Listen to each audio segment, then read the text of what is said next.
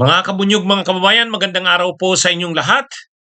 Welcome po sa isa na namang episode ng ating talakayan dito po sa Attorney Ricky Tumutorgo, nagtataguyod ng katotohanan, nakikipaglaban para sa bayan. Binira ni Laila de Lima ang minorya ng Senado. ha? Anong totoo dito? Ang totoo dito, ito kasing sila Cayetano at saka yung grupo ng minorya sa Senado, nag-file sila ng resolution. Ngayon, yung resolution nila na final, ang laman ng nasabing resolution, ang gusto nilang mangyari, ang sino mang Pilipino na may kaso ng violations ng international humanitarian law tulad ng crimes against humanity, genocide, war crimes, kapag may kaso at may warrant of arrest, dapat dalhin muna sila sa lokal na korte at i-request ang extradition. So ang mag-o-order ng extradition, lokal na korte. Hindi pwede na pagka-aresto sa kanila, ito-turn over halimbawa sa Interpol at saka dadalhin dun sa International Court katulad ng ICC.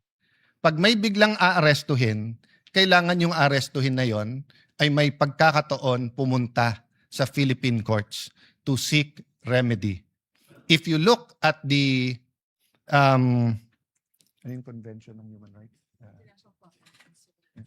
the International Convention on Civil and Political Rights, nandun din po to. So it's part of the generally accepted principles of international law. So Mr. President, let me just say it one more time because I know we have a lot of strong feelings about the drug war, about the hearing. Clear yung issues ng both sides. Hindi po yun ang nilalaman ng resolution na to. Ang nilalaman ng resolution to simple lang. Pag may warrant na hindi issued by a Philippine judge, kailangan po dumaan sa korte yan kung hindi unconstitutional yan. At kailangan ang bawat Pilipino na may tanong at nagsisik ng remedy ay pwedeng makapunta sa korte ng ating inang bayan. Kumbaga, sa resolution na ito ng minorya ng Senado na pinangunahan ni Alan Peter Cayetano, ayaw na nilang mangyari yung nangyari kay Duterte na inaresto ito, pagkatapos tinurn over sa Interpol at dinala sa ICC. Kaya, kung dahil dito sa resolution nilang ito na inisponsoran ng mga senador ng minorya, halimbawa itong si Bato at si Bongo ay mayroong warrant of arrest, dapat dalhin muna sila sa lokal na korte. I-request ang extradition nila. Saka sila dalhin sa kung saan, sa ICC. Ngayon, sabi ni Senadora, ni Congresswoman Laila de Lima, yan ay kumbaga itong mga senador na ito parang hindi mga mambabatas. Parang hindi sila mga mga senador na miyembro ng Kongreso. Siyempre dapat bilang mga senador, sila ang gumagawa ng batas, alam nila ang batas. Ano ba ang nasa batas? Mayroong Republic Act 9851.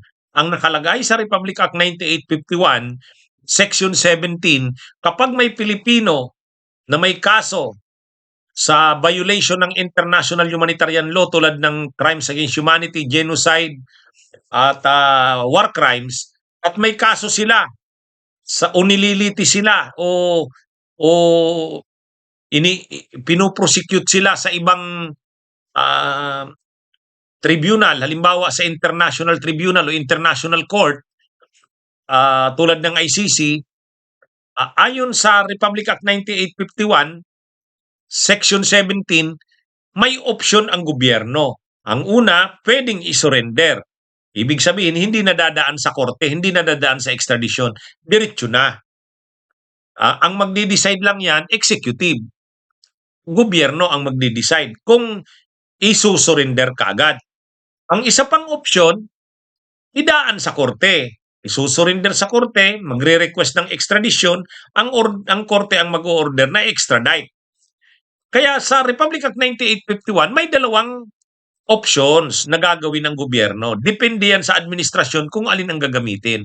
Katulad kay Duterte, ang ginamit yung first option, yung surrender. Ngayon, ang sinasabi ni Senadora Laila de Lima, Itong mga senador na ito ng minorya, dapat alam nila yung batas na yan. Bakit nila ini-insist na dapat dumaan muna sa lokal na korte? Dapat dumaan muna sa lokal na korte. Pag naaresto, dadaan muna sa lokal na korte. Hindi lang naman yan yung option na nakalagay sa batas. May option, dalawa ang nakalagay sa batas. Bakit ngayon pinangungunahan ng mga senador ang executive? Nasa executive kung ano ang gagawin. Kasi trabaho yan ng executive. Hindi naman trabaho yan ng legislative. Yang batas na yan, na Republic Act 9851, nakalusot yan sa Kamara, nakalusot sa Senado, at pinirmahan ng Presidente, naging batas. Kaya dapat itong mga senador, kung ayaw na nila sa batas na yan, dahil ibang naiisip nila, ay amyendahan muna nila ang batas. Pero hanggat nandyan yung batas na yan, hindi pwede yung sinasabi nila na kapag may warrant of arrest, turn over muna ang isang Filipino citizen sa korte. Hindi ganyan ang nakalagay sa batas. Kaya sabi ni Senadora Leila de Lima, itong mga senador na ito, alam ba nila ang batas? Sila ang tagagawa ng batas, and yet hindi nila alam ang batas, nakakahiya. Kaya, actually, matindi yung banat ni Senadora Leila de Lima sa mga senador na ito. Ang tinutukoy dito mga senador, yung minorya, sila Cayetano, sila Marcoleta, kasi parang ang ginagawa nitong mga senador na ito, isa na lang na paraan ang gagamitin, yung extradition. Ay yung palang isa, yung pag-surrender, nakalagay din yun sa batas eh. Inaalis na pala nila yun sa batas. Kung plano nilang alisin sa batas yan, baguhin ang batas, ay di baguhin nila, amyendahan nila, pero hanggat nandyan yung batas na yan, dapat pwede ipasunod yan. Hindi pwede yung kung yung gagawin ng mga senador na ito, magpa-file ng resolution, ang resolution na pinafile nila, hindi na aayon dun sa batas. Nakakaano yan. Sabi ni Senadora Leila ni Congresswoman, dating Senadora Leila de Lima, napakaano nitong mga senador na ito. Parang walang mga alam sa batas o nagmamaang-maangan. Kaya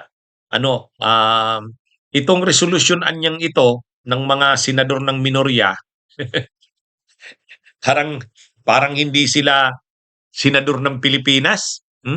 Dapat alam nila kung ano ang nakalagay sa batas. Kung hindi sila kumbinsido, amyendahan nila. Pero hanggat nandyan pa yan sa batas, yan ang yan pa ang masusunod. Hindi pa yung kung ano ang gusto nitong mga senador na to. Mga kabunyog, mga kababayan.